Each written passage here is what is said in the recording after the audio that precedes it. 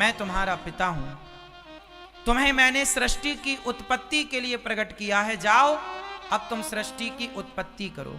ब्रह्मा जी बोले प्रभु मैं उत्पत्ति तो करूंगा, कहीं मुझे घमंड आ गया, क्योंकि आज तो सरपंच बन जाए कोई तो सरपंच भी फिर ऐसे ऐसे चलने लग जाता।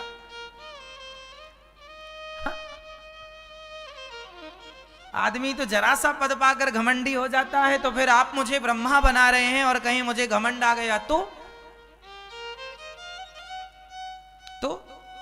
तब भगवान ने कहा मैं तुम्हें 4 सूत्र देता हूं, ये 4 मंत्र याद रखना, तुम्हें कभी घमंड नहीं आएगा।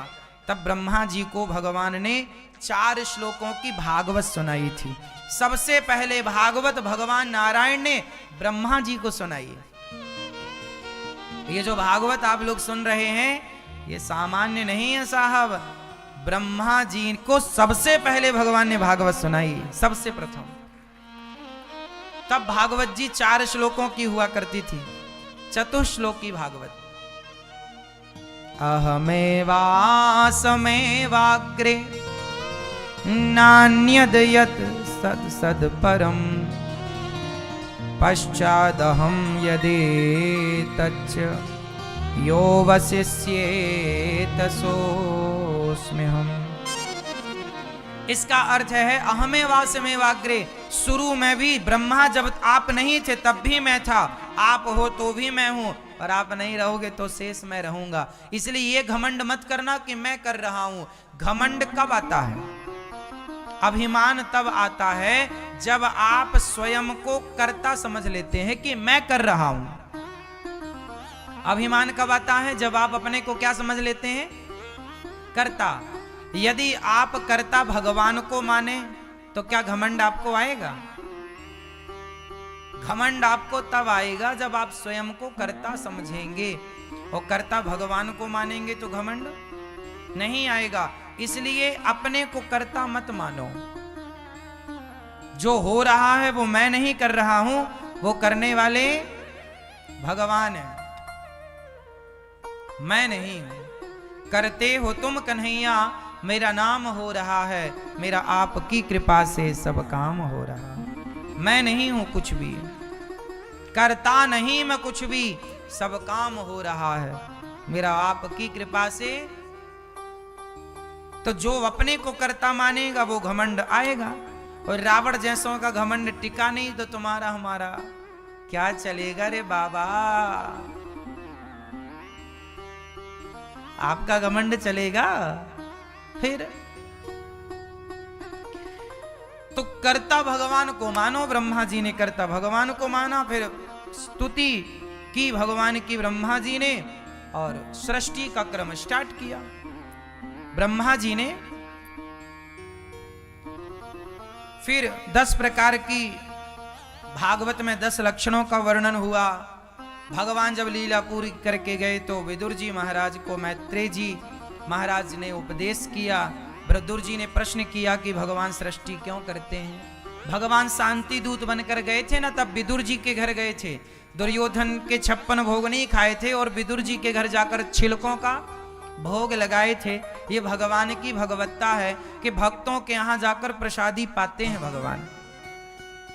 फिर विदुर जी ने पूछा कि सुखाय कर्माणि करोति लोको, जब मैत्रेय जी के पास हरिद्वार गए कि सुखाय कर्माणि करोति लोको नतैः सुखम वान्य दुपारवम वा विन्देत भूयस्तत एव दुःखम यदत्र युक्तम भगवान वदेन्नः। सारी दुनिया सुख के लिए प्रयास करती है पर दुख मिलता है, ऐसा क्यों? ऐसा क्यों कि दुख मिलता है? क्योंकि संसार में दुख के सिवा कुछ है कहां? संसार में सुख ज्यादा है कि दुख? बताओ, पीछे वाले भैया बताएंगे, चश्मा लगाए बैठे। संसार में सुख ज्यादा है कि दुख? हाँ, दुख ज्यादा है। आप बताइए भैया काली मूंछों वाले।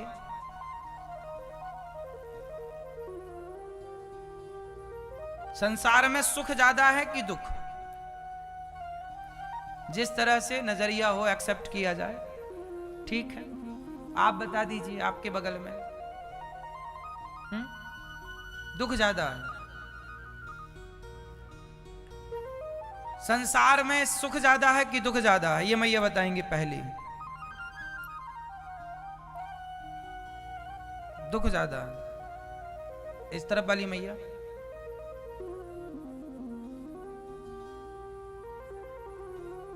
जैसा नजरिया वैसा सुख दुख। ठीक, संसार में सुख ज्यादा है कि दुख, ये प्रश्न था। उत्तर आप लोगों ने अपने अपने तरीके से दिया। अब देखो, संसार में ना तो सुख है ना तो दुख है। संसार में ना तो सुख है ना दुख है। आप अपनी तरीके से, आप अपने हिसाब से तय करते हैं कि इसे हम सुख माने या दुख माने, फिर वो मानकर आप सुखी या दुखी होते हैं। उदाहरण से समझते हैं इस बात को। छोटा सा बच्चा है,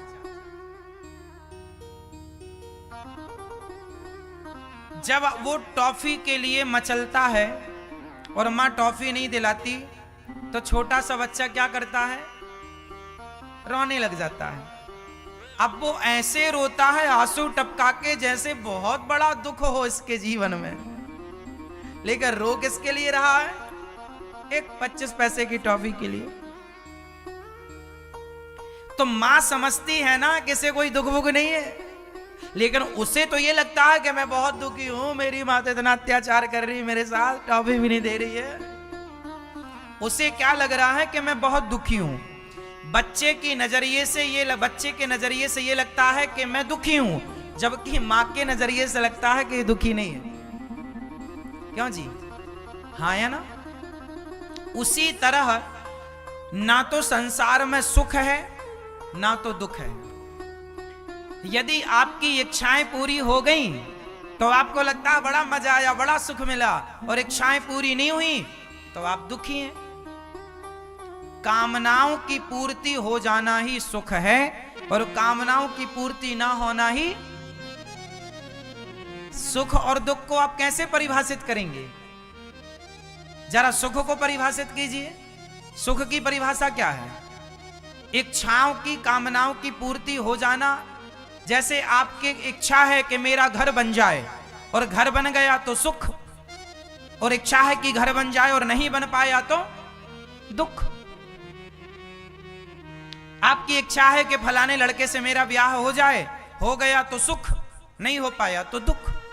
मतलब आपकी इच्छा के मुताबिक जो काम हो जाए वो सुख है, और जो इच्छा के मुताबिक ना हो वो, ये सामान्य परिभाषा है सुख और दुख की। क्यों जी? तो सुख दुख है क्या संसार में? भाई, पानी में कोई कलर नहीं होता, कोई रंग नहीं होता। आप हरा डाल दो तो पानी हरा, आप पीला डाल दो तो पानी पीला, गुलाबी डाल दो पानी गुलाबी। उसी तरह संसार पानी की तरह है।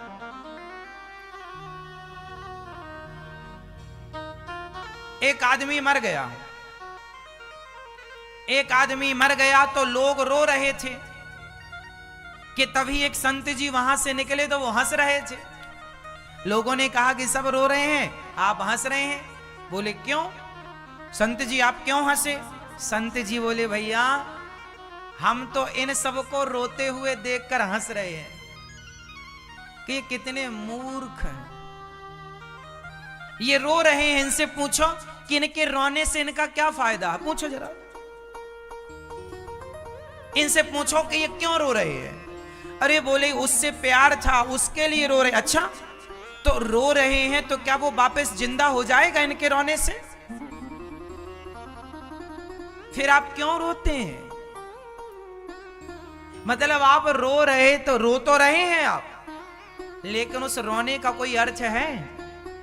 कोई मर गया और आप रो रहे हैं, रो तो सारा संसार रहा है, लेकिन उस रोने का कोई अर्थ है? मरे हुए आदमी के लिए रोने से कोई लाभ है तो मुझे जरा लिखवाओ, मैं डायरी में लिख लूं अपनी। कोई लाभ है? क्यों रोते हैं? अज्ञानवश। पहली गलती तो आप ये करते हैं कि आप उस आदमी को अपना मान लेते हैं। ये मेरा पति है, ये मेरा बेटा है, ये मेरा फलाना है, और जब वो मर जाता है तो आप रोते हैं। भैया रोने का मूल कारण क्या है? लोग, हजारों लोग रोज मरते हैं, आप सबके मरने में नहीं रोते, लेकिन जो आपका अपना मरता है उसके मरने में, तो मरने का, रोने का, दुख का कारण है मोह। दुख का मूल कारण क्या है? यदि आपको उस व्यक्ति से अटैचमेंट ना होता, लगाव ना होता, तो आप क्यों रोते? आप रो इसलिए रहे हैं क्योंकि उससे आपका तन का और मन का रिश्ता है। यदि तन का और मन का रिश्ता ना होता तो आप ना रोते। मतलब रोने का, दुख का मूल कारण क्या निकल कर आया? मोह। यदि मोह ना होता तो आप क्यों रोते? तो मतलब आपको कोई दुख नहीं है, आपको मोह, वो मोह आपको दुखी करता है। इच्छाएं आपको दुखी करती हैं, और आपको क्या लगता है? हमें तो भगवान ने बड़ा दुख दिया, भगवान ने बड़ा दुख दिया। भगवान किसी को दुख थोड़ी बांटते हैं। आपका मोह, आपकी तमाम इच्छाएं आपको दुखी बनाती हैं। चलो बताओ, संसार का नाम क्या है? आप बताइए, संसार का नाम क्या है? हाँ, संसार को क्या नाम से बुलाते हैं? जैसे ऐसे, ये कौन सा लोक है? हाँ, जैसे ये मृत्यु लोक है, इसे कौन सा लोक बोलते हैं? मृत्यु लोक। इस लोक का एक नाम और है, ये कौन सा आलय है? दुखालय। गीता में भगवान ने संसार का एक नाम बताया, दुखालयम। संसार का एक नाम क्या है? दुखालय। अच्छा, पुस्तकालय में क्या मिलती है? औषधालय में क्या मिलती है? भोजनालय में क्या मिलता है? तो दुखालय में क्या मिलेगा? हाँ, तो संसार का नाम दुखालय है, तो यहां दुख ही मिलेगा, लेकिन आपने उम्मीद सुख की लगा रखी है, ये उम्मीद ही आपको दुखी करती है। आप दुखालय में आकर के सुख मांग रहे हैं।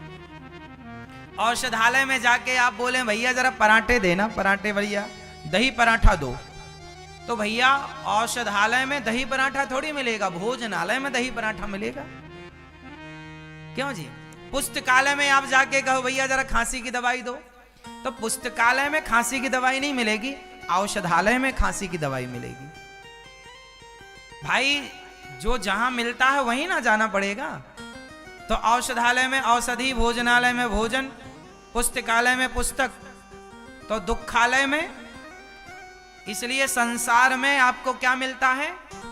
दुख। लेकिन आप इस दुख को सुख समझ लेते हैं। जैसे कुत्ता अपने मुंह में हड्डी दबाता है, आपने कभी कुत्ते को हड्डी चबाते देखा? कुत्ता हड्डी दबा के ना मुंह में भागता है, और हड्डी को ना, कोई भी हड्डी मिल जाए कुत्ते को, कुत्ता हड्डी दबाता है और कुतरता रहता है, काटता रहता है। काटते काटते क्या होता है? हड्डी तो बिल्कुल कठोर होती है, तो हड्डी से ना उसके मसूड़े छिल जाते हैं, तो मसूड़ों का खून जाके हड्डी में लगता है, फिर कुत्ता उस खून को चाट लेता है, तो कुत्ते को लगता है कि हड्डी से खून निकल रहा है। कुत्ता तो कुत्ता है, उसे गलतफहमी हो जाती है कि ये खून हड्डी से निकलता है, और वो चबाता रहता है। कुत्ते को लगता है बड़ा मजा आ रहा है, वो हड्डी का खून नहीं है पगले, तेरे ही खून है, लेकिन उसे लगता है कि हड्डी से निकल रहा है। ऐसे ही आपको लगता है संसार में बड़ा मजा आ रहा है, बड़ा मजा आ रहा। मजा नहीं है, ये मजा जो है वो आपके अंदर ऑलरेडी है, वो सुख आपके अंदर है, आ नहीं रहा है, जा रहा है। आपको लगता है बड़ा मजा आया। अच्छा ये बताओ, आपको भी बड़ा मजा आया कि नहीं? किसमें? कभी कभी सोने में मजा आता है, कभी कभी खाने में मजा आता है। शादी हो गई, बड़ा मजा आया। ये बताओ, ये जो मजा आता है तो आके चला कहां जाता है? कहां है अब वो मजा? कहां गया? आप लोगों ने भी बहुत मजे लिए, खाने का, सोने का, भोगों का, हर मजे आपने लिए। जरा मुझे बस इतनी बताओ कि जो मजा आया वो आया तो गया कहां? क्या है वो अभी आपके पास? जो क्षणिक सुख है वो सुख तो आता है और जाता है, रहता नहीं है। और आप लोग उसी क्षणिक सुख के लिए पागल हैं। जो जरा क्षणिक है उसे क्षणिक कहते हैं, क्षणिक, जरा सी देर। चाहे वो खाने का सुख हो, पैसों का सुख हो, भोगों का सुख, कोई भी, सारे सुख उसके अंतर्गत। क्षणिक सुख के लिए आप सारी जिंदगी परेशान होते हैं। इसलिए सुख कहां है? सुख चाहते हो तो भगवान की ओर अपने मन को मोड़ लो और भगवान में लग जाओ, सुख प्राप्त होगा। संसार में केवल दुख है, नाम है दुखालय। संसार में दुख के सिवा कुछ ना मिलेगा। आपको लगता जरूर है कि शादी हो जाएगी तो बड़ा सुख मिलेगा। हो जाए, कर लो भैया, शादी के बाद फिर देखना बाल झड़ने शुरू हो जाएंगे। हाँ, शादी के बाद आपको लगता है कि पैसा, नौकरी नहीं लगी, तब तक लगा नौकरी लग जाएगी, बड़ा सुख मिलेगा, बड़ा, लग गई नौकरी, सुख मिला। सारी जिंदगी आपको तलाश किसकी है? शादी नहीं हुई तो लगा शादी के बाद सुख मिलेगा, बच्चा नहीं हुआ तो लगा बच्चा होने के बाद सुख मिलेगा, नौकरी नहीं लगी तो लगा नौकरी मिलने के बाद सुख मिलेगा, घर नहीं बना तो लगा कि बन जाने के बाद सुख मिलेगा। सारी जिंदगी सुख की तलाश में निकल गई। बताओ क्या वो तलाश पूरी हुई? सुख मिला? मिला तो दिखाओ, दिखाओ फिर हमें, हम भी देखें किस कलर का है वो सुख, कैसा है वो सुख। आप लोगों को अभी सुख मिला नहीं। सुख की तलाश में आप लोगों के बाल सफेद हो गए, फिर मेहंदी पोत पोत के काला कर लिया। तसल्ली है कि नहीं जी, अभी हम पूरे बूढ़े थोड़ी हुए, अभी तो आधे बूढ़े हैं हम। तलाश किसकी है? सुख की। मिला नहीं।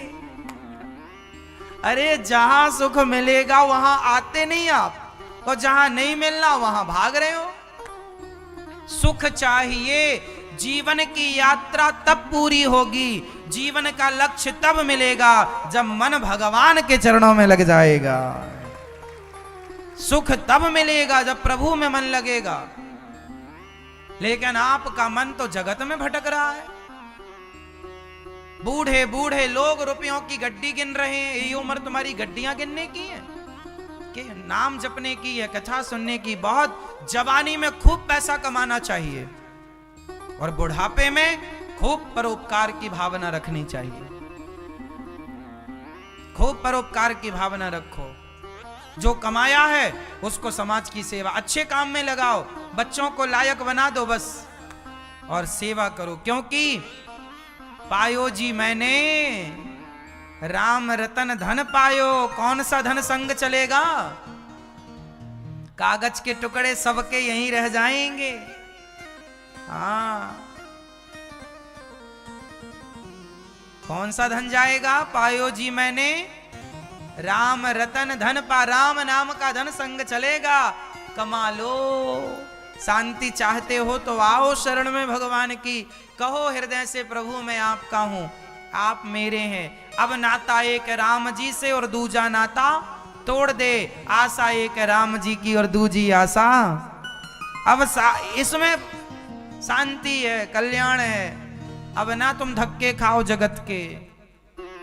अब रंगाना है तो बालों को नहीं, मन को रंगाओ। अब रंगाना है तो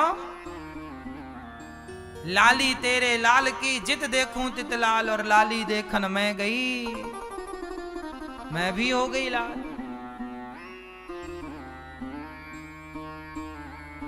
कपड़े रंगा के बंदे दुनिया में घूमता है,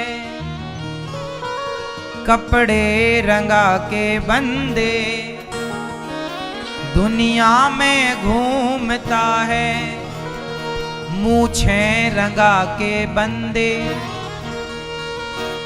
बालों को रंगा के बंदे दुनिया में घूमता है।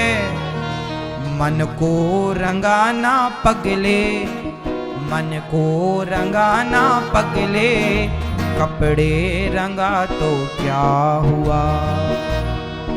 मन को रंगाना पगले, कपड़े रंगा तो क्या हुआ। क्या रंगाना सही है? जोर से मेरी माँ, क्या रंगाना सही है? मन। और लोग क्या रंगा रहे हैं? इसलिए आपकी तलाश अभी जारी रहेगी 10-20 जन्म तक, जब तक मेरी बात नहीं मानोगे तब तक। और बात मान लोगे तो इसी जन्म में तलाश पूरी। हाँ, मान मेरा कहना, कहना मान लो मेरी माँ। मान मेरा कहना नहीं तो पछताएगा, ये मिट्टी का खिलौना मिट्टी में मिल जाएगा। बोलो हाँ कि ना, हाँ ना, हाँ ना। मान मेरा कहना नहीं तो पछताएगा, मान मेरा कहना नहीं तो पछताएगा, मान मेरा कहना नहीं तो पछताएगा, मान मेरा कहना नहीं तो पछताएगा। मिट्टी का खिलौना मिट्टी में मिल जाएगा, मिट्टी का खिलौना मिट्टी में मिल जाएगा। अजी मान मेरा कहना नहीं तो पछताएगा, मान मेरा कहना नहीं तो पछताएगा। मिट्टी का खिलौना मिट्टी में मिल जाएगा, हाँ मिट्टी का खिलौना मिट्टी में मिल जाएगा, मिट्टी का खिलौना मिट्टी में मिल जाएगा, हाँ मिट्टी का खिलौना मिट्टी में मिल जाएगा।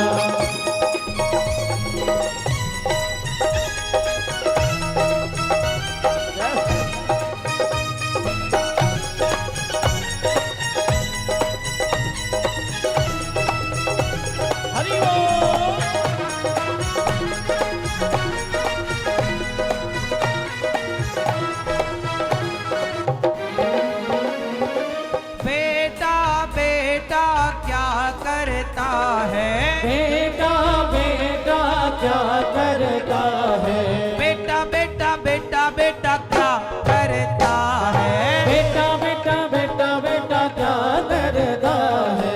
बेटा तेरा एक दिन पड़ोसी बन जाएगा, बेटा तेरा एक दिन पड़ोसी बन जाएगा, बेटा तेरा एक दिन पड़ोसी बन जाएगा, बेटा तेरा एक दिन पड़ोसी बन जाएगा। मिट्टी का खिलौना मिट्टी में मिल जाएगा, मिट्टी का खिलौना मिट्टी में मिल जाएगा। मान मेरा कहना नहीं तो पछताएगा, मान मेरा कहना नहीं तो पछताएगा। मिट्टी का खिलौना मिट्टी में मिल जाएगा, मिट्टी का खिलौना मिट्टी में मिल जाएगा।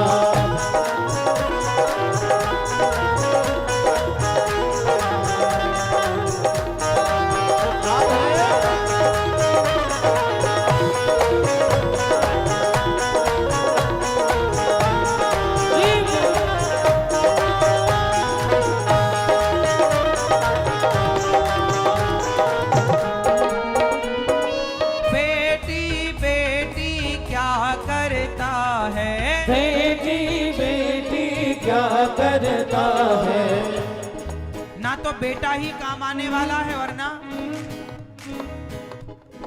हाँ। बेटी बेटी क्या करता है, बेटी बेटी क्या करता है, बेटी बेटी बेटी बेटी क्या करता है, बेटी बेटी बेटी बेटी क्या करता है। बेटी तेरी एक दिन जमाई ले जाएगा,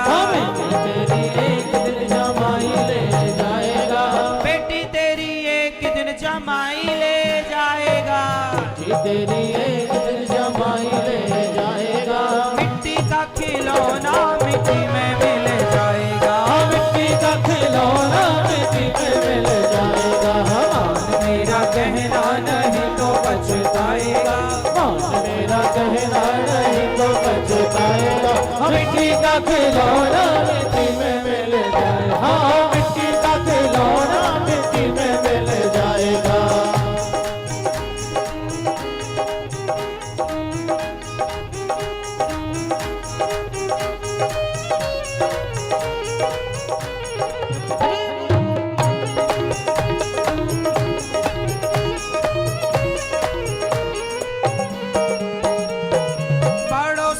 पड़ोसी क्या करता है, पड़ोसी पड़ोसी क्या करता है, पड़ोसी पड़ोसी क्या करता है, पड़ोसी पड़ोसी क्या करता है। पड़ोसी तो एक दिन जला के चला आएगा, पड़ोसी तो एक दिन जला के चला आएगा, पड़ोसी तो एक दिन जला के चला आएगा। पड़ोसी तो एक दिन जला के चला आएगा। मिट्टी का खिलौना मिट्टी में मिल जाएगा, हाँ मिट्टी का खिलौना मिट्टी में मिल जाएगा। मेरा कहना नहीं तो पछताएगा, मेरा कहना नहीं तो पछताएगा। मिट्टी का खिलौना मिट्टी में मिल जाएगा, मिट्टी का खिलौना मिट्टी में मिल जाएगा। और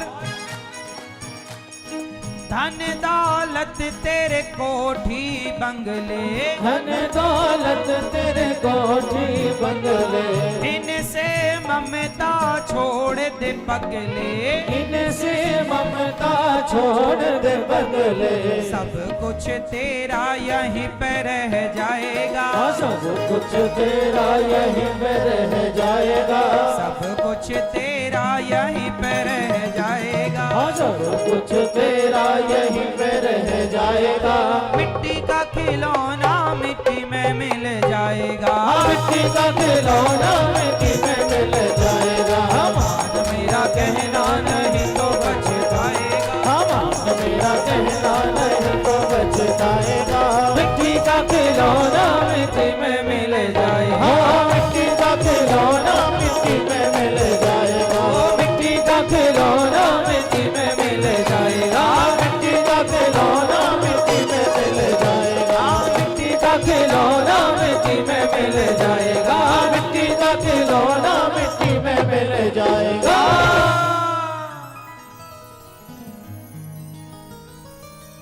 मान मेरा कहना नहीं तो पछताएगा, मिट्टी का खिलौना मिट्टी में मिल जाएगा। बेटा बेटा क्या करता है, बेटा बेटा करने वालों, बेटा तेरा एक दिन पड़ोसी बन जाएगा, बेटा तेरा एक दिन पड़ोसी बन जाएगा। मिट्टी का खिलौना मिट्टी में मिल जाएगा। अब बताओ कहाँ गया आपका मजा, मजा कहाँ है? भगवान के चरणों में। सुख कहाँ है? इसलिए ब्रह्मा जी ने सृष्टि प्रारंभ की। पहली सृष्टि महातत्व की, फिर अहंकार की, भूत सर्ग की, ऐसी फिर मनुष्यों की, फिर देवताओं की, फिर युगों को 4 युग प्रकट किए, सतयुग, त्रेता, द्वापर, कलयुग। 4 युगों की आयु सुनिश्चित हुई। कलयुग की आयु कितनी है? कलयुग की आयु कितनी है? 4,32,000 वर्ष। कलयुग की आयु कितनी है? हाँ, द्वापर की आयु है 8,64,000 वर्ष और त्रेता की आयु है 12,96,000 वर्ष और सतयुग की आयु है 17,28,000 वर्ष। कलयुग की आयु सबसे कम है 4,32,000 वर्ष। अभी कलयुग के कितना टाइम हुआ निकले आए? अभी कलयुग कितने साल का हुआ है? अभी कलयुग 4,32,000 वर्षों में ना, कलयुग के केवल 5,500 साल गुजरे हैं अभी तो कलयुग पैदा हुआ है, बच्चा है जरा सा, इसकी जवानी आने दो, देखो कैसे उधम मचाएगा ये। अभी कलयुग की शुरुआत में देखो ना, 90% लोग मांसाहारी हो गए केवल शुरुआती में। और कलयुग की जब चरम सीमा आएगी तो अभी तो आप बकरा बकरी का मांस खाते हो, फिर तो दादाजी मर जाएंगे तो दादाजी को कोई जलाएगा नहीं, पका के खा जाएंगे। हाँ, कलयुग के अंत में आदमी आदमी को खाएगा। अभी तो दादाजी को जलाते हैं, फिर पका के खाएंगे। एक दिन सिर खा लिया, एक दिन हाथ पांव खा लिए। आज भी बहुत सारे देश ऐसे हैं जहां इंसानों का मांस खाया जाता है। भाई बकरा बकरी तो खा ही रहे हैं, अब जो बकरा बकरी खा रहे हैं, मांस खा ही रहे हैं, अब वो चाहे मछली का खाएं, आदमी का खाएं, उनके लिए तो सब 22 पसेरी है, सब एक साथ। क्यों जी? हाँ या ना? तो ये कलयुग के, जब कलयुग अपनी जवानी में आएगा ना, तब ये हाल करेगा। अभी तो कलयुग बच्चा है ना, पैदा ही हुआ है।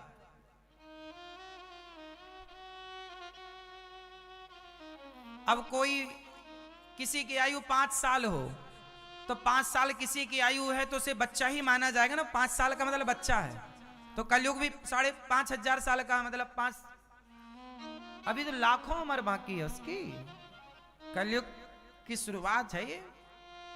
कलयुग की शुरुआत में सत्य मानो खत्म, सत्यम नास्ति, सत्य खत्म हो गया। अब साथ सत्य बोलने वाले लोग बचे कितने हैं?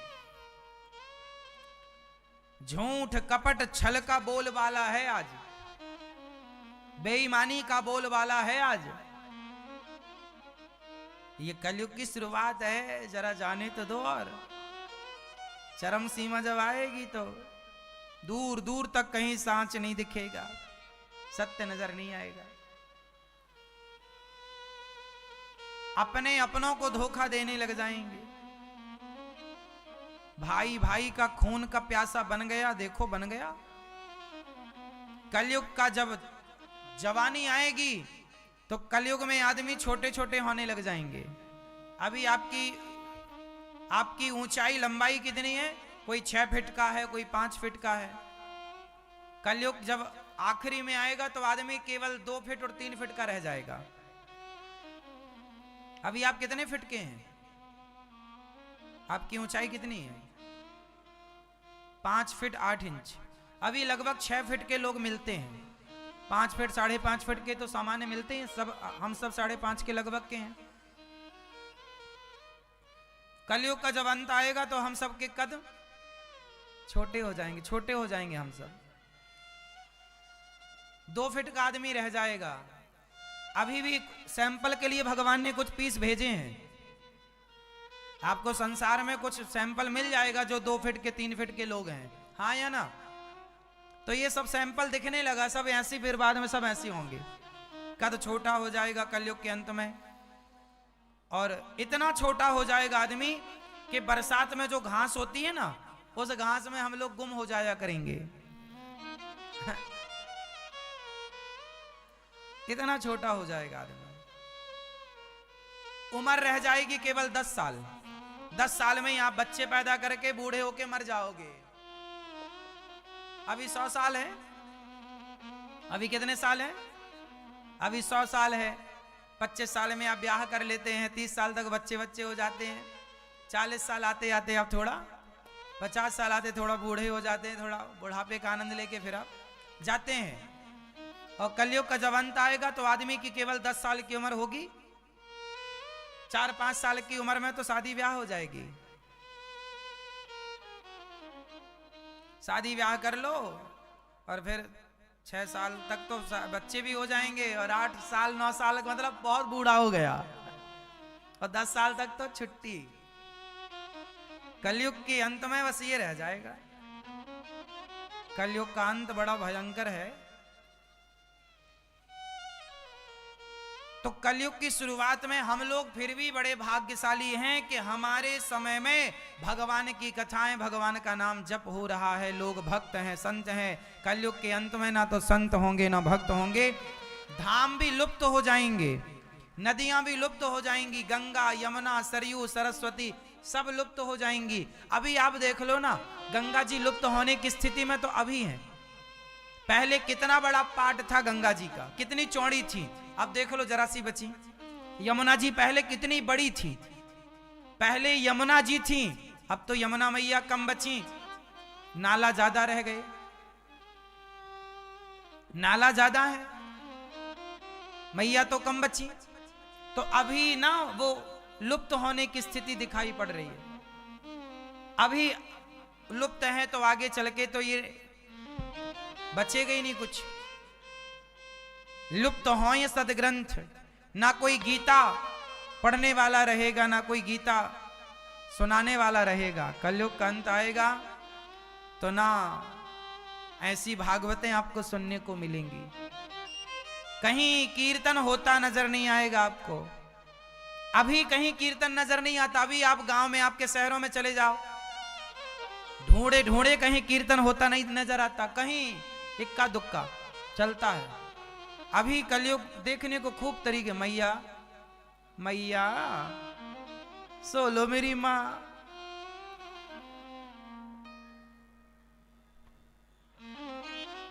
कलयुग बोल रहा है तुम मत सुनो। तो कलयुग ऐसा होगा। तो कलयुग की आयु कितनी है? 4,32,000 वर्ष। फिर ब्रह्मा जी ने सृष्टि उत्पन्न की, 4 पुत्रों को प्रकट किया ब्रह्मा जी ने, सनकादि, सनक, सनंदन, सनातन, सनत कुमार। फिर कहा सृष्टि करो, उन्होंने कहा 5 साल के रहेंगे।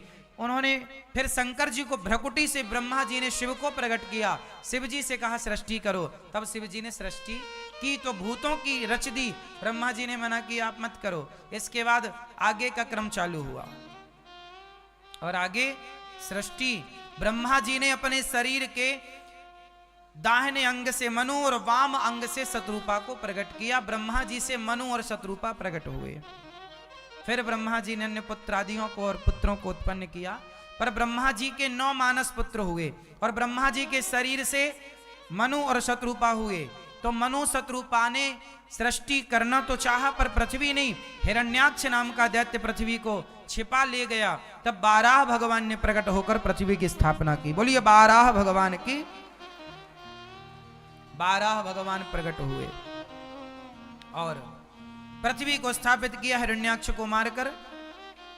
इसके बाद सृष्टि प्रारंभ हुई। मनु जी की 5 संतानें हुई, 3 बेटियां और 2 बेटे। अच्छा, मैथुनी सृष्टि जब से स्टार्ट हुई, उस सृष्टि में पहले पुरुष का जन्म हुआ कि स्त्री का? कौन बताएगा? पहले कौन आया, पुरुष की स्त्री? आप बताओ।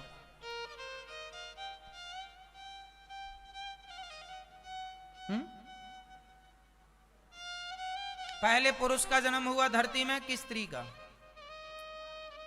हाँ, 57 संतोषी मां,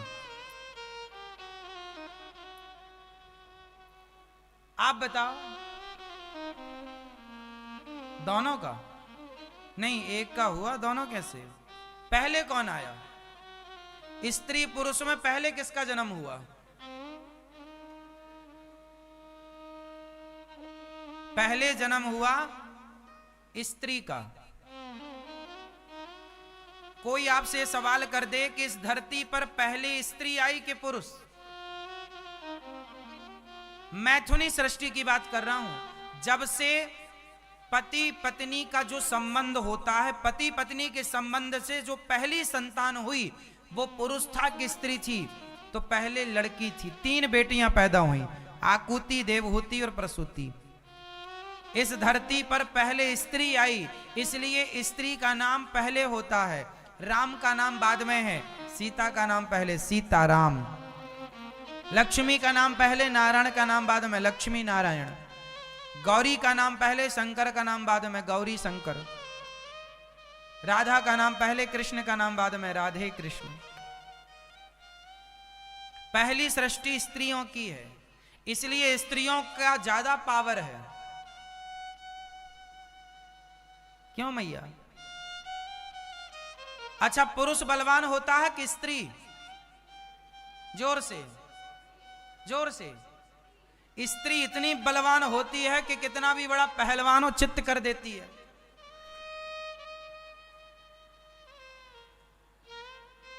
इसलिए स्त्री से बलवान कोई नहीं। स्त्री चाहे तो पुरुष को मसल दे यूं।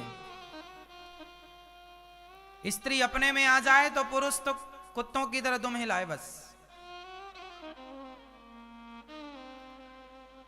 इतनी पावरफुल होती है स्त्री। एक स्त्रियां ना कितने लोगों को दहेज का केस लगा दिया, लो बूढ़े सब मर रहे हैं, जेल में सड़ रहे हैं।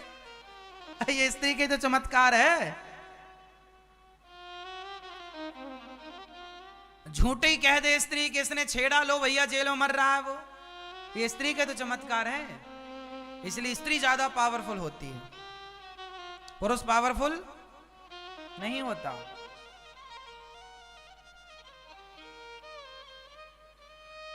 हाँ या ना? फिर इसलिए स्त्रियों से अच्छे से बोला करो। हाँ,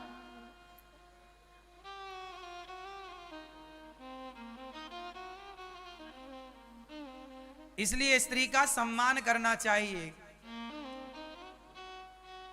स्त्री ज्यादा पावरफुल होती, सारे पावर स्त्रियों के हाथ में है। विद्या चाहिए तो स्त्री के हाथ में है सरस्वती। पैसा चाहिए तो स्त्री के हाथ में पावर है लक्ष्मी जी। अन्न चाहिए तो स्त्री के हाथ में पावर अन्नपूर्णा। पुरुषों के पास क्या है सिवाय डमरू के? बजाते रहो डमरू।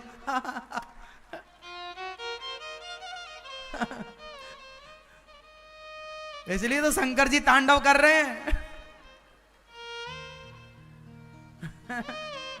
स्त्रियों के हाथ में ज्यादा पावर है। और फिर भी स्त्रियां बोलती हैं कि हमें समानता का अधिकार दो। समानता का कैसे अधिकार मिले? तुम तो पहले ही से ज्यादा हो। पुरुष तो तुम्हारी बराबरी कर ही नहीं सकता। पुरुष रोए कि समानता का अधिकार दो तो समझ में भी आए। तुम काहे रोती हो? तुम तो ऑलरेडी पहले ही लेके बैठी हो सब। इसलिए स्त्री ज्यादा है पुरुष से। हाँ या ना? इसलिए